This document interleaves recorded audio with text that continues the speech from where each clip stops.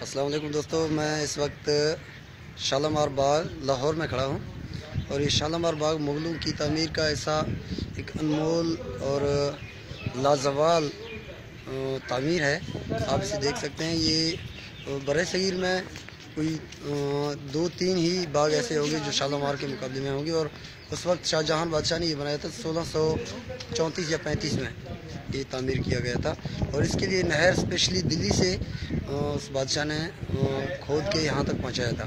तो इसकी 3 पोर्शन हैं, 3 मंजिलें हैं। एक पहले जो हमने पीछे छोड़ा है और दूसरा ये है जिसमें हम खड़े हैं और तीसरा वो नीचे है, जिसे आप देख सकते हैं, वो नीचे है।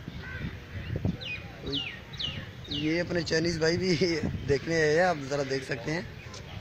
तो ये शालामार बाग बड़ा लाजवाल और ख़ूबसूरत मुग़लों की तामीर की निशानी है।